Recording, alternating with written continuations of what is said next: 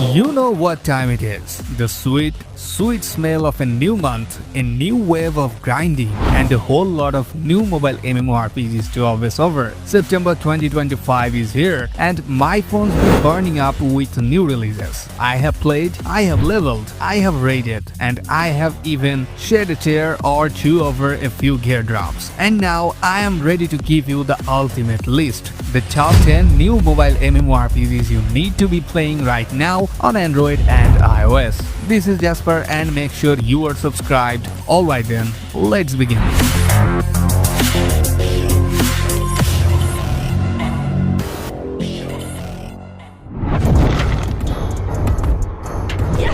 Kicking off at number 10, Portal's Eternal Bond. Now, I know what you're thinking. Portals sounds a little fluffy, and you would be right. But don't let the adorable art style fool you. This game is surprisingly deep. I spent a good chunk of my first week just hatching and evolving these cute little companions. The pet system is a major part of the game, like they're not just for the show, they are your primary partners in combat. I have heard some players are a bit frustrated with the auto-skip dialogue, which can make it hard to follow the story, but honestly, if you are looking for a charming game with a simple grind and some seriously adorable pets, this is it.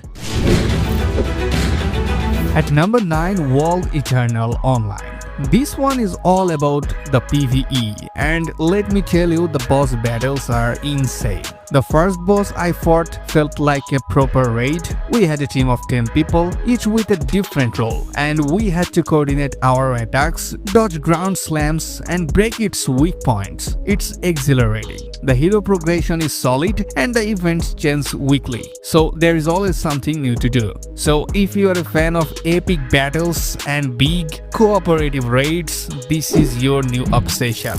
And folks, drop a like on this video right now. Coming in at number 8, Outlanders MMO. This is for all my explorers out there. This game has a really cool feature: no classes, no limits. You can pick up any weapon and switch your combat style on the fly. I spent my first few hours just running around, finding hidden ruins and treasure, and experimenting with different weapon combos. 1 minute I'm a dual wielding rogue, the next I'm a great swords wielding tank. It's so refreshing to have that much freedom. I have also heard some users mention that the game is still early in its life, but the potential is huge. It's a fantastic choice for players who love to explore and experiment.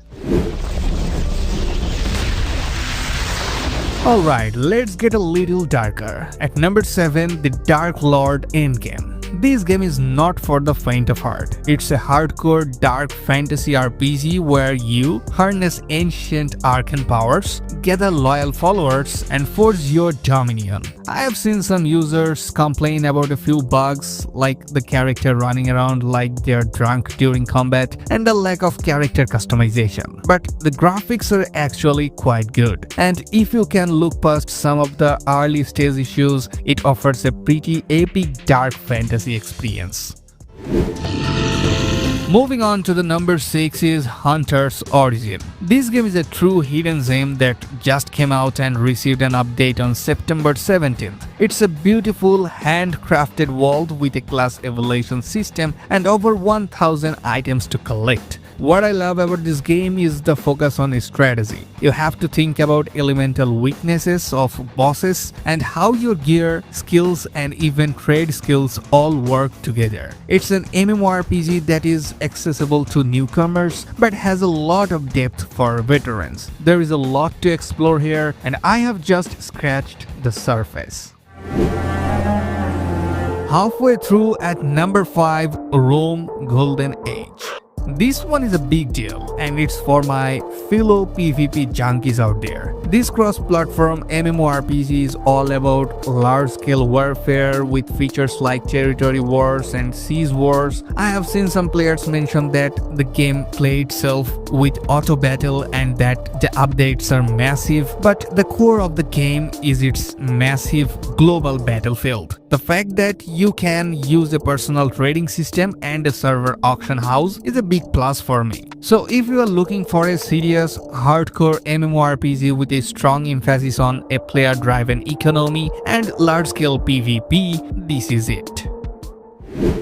Number 4 is Immortal Tiger. This game is not like the others. It's a hardcore open-world survival MMORPG where you don't play as a human, you play as a tiger. It's been updated with new skins, skills, and elemental damage, so it's always evolving. There's no quest markers, just you, your instincts, and a brutal jungle. It's a game of pure survival, and the feeling of finally becoming the apex predator of a zone is incredibly satisfying. So if you are tired of the same old fantasy settings, this is a breath of fresh, dangerous air. Now folks, it is time. Smash that subscribe button, ring the notification bell, and discover amazing games. And number 3, Eternal Sword Pact. This one is a visually beautiful fantasy MMORPG for mobile devices inspired by Chinese mythology, featuring an open-world scroll realm to explore a Shan-Heijing narrative, class-switching combat, resource gathering, and social features like clans and trading. Players assume the role of a reincarnated soul to recover memories and challenge powerful demons with a focus on collecting deities and cultivating power. Players are expected to embark on a journey to recover memories and weapons, becoming a powerful figure by building their character and interacting the world. At a solid number 2 is Ares Rise of Guardians. This game is an absolute graphical powerhouse. The sci-fi setting is a fantastic change of pace, and the main hook is the real-time suit change system. You can switch between 4 unique suits like Hunter, Warlock, Warlord, and Engineer, and on the fly, each with its own weapons and skills. I was a Warlord for the majority of the game, but when a raid boss started flying, I instantly switched to my Hunter suit and took it down with a sniper rifle. The aerial and ground combat is so seamless, and the large-scale raids with up to 30 players are pure chaos in the best way possible. And finally, at the top of the list is Destiny Rising. This game, released on August 28th, is a mobile spin-off of the beloved console franchise, and it's done so incredibly well. It takes everything you love and the Destiny universe, like the lore, the iconic weapons, the strikes, the raids, and packages it perfectly for mobile. The combat feels so familiar, the satisfying gunplay, the satisfying loot drops. I have been running the same cooperative strikes over and over just for a chance at that one mythical grenade launcher. The gacha system for new light barriers and items is actually pretty fair, with a guaranteed mythical within 60 draws. It has the same addictive loot grind and social hub feel as the main games, and it's all in the palm of your hand. So Destiny Rising has captured my heart, and I think it's the best new MMORPG on mobile right now. And there you have it folks, I hope this helps you find your next big gaming obsession. Which one are you going to try first? Let me know in the comments below. Don't forget to like, subscribe, and hit that notification bell so you don't miss out on my next video. Until next time, you can check out the top 100 games to play in 2025 from here. Stay safe and keep grinding.